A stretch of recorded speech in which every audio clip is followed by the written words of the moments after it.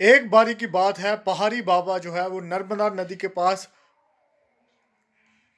टहल रहे थे और टहलते-टहलते वो एक ऐसे इलाके में गए जहाँ पर भील नामक एक कबीला रहता था, जो कि आदिवासी लोग थे।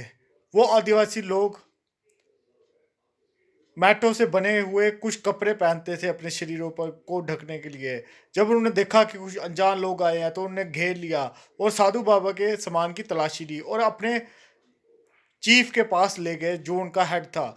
जो हेड था वो वहाँ से हाइट में बहुत ज़्यादा था और उसके बाजू भी बड़े-बड़े थे। जब साधु बाबे के शीशे की नज़र उस पर पड़ी तो वो उसके पास गया और उसे देखकर आश्चर्यचकित हुआ कि ये कोई साधारण इंसान नहीं लग रहा।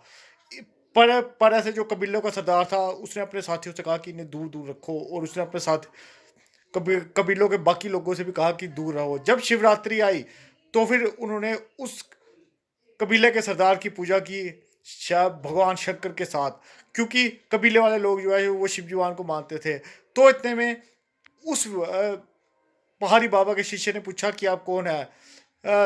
तो उस कबीले के सरदार ने कहा कि मैं अश्वत्थामा हूँ, द्रोण का शिष्य, सॉरी, द्रोण द्रोण पुत्र अश्वत्थामा।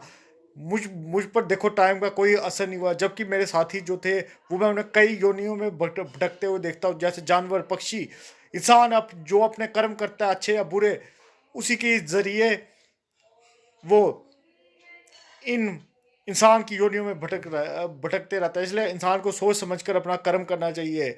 ये बात उसने पहाड़ी बाबा के शिष्य से कही और 6 महीने तक वो आपस में एक-दूसरे के संपर्क में रहे। फिर उसके बाद उस अ, अश्वत्थामा ने कहा कि वो वहाँ से जा रहा है और साधु बाबा और उस शिष्य को भी वहाँ से जाकर अपना धर्म निभाना चाहिए। थैंक यू वीडियो वॉच करने के लिए।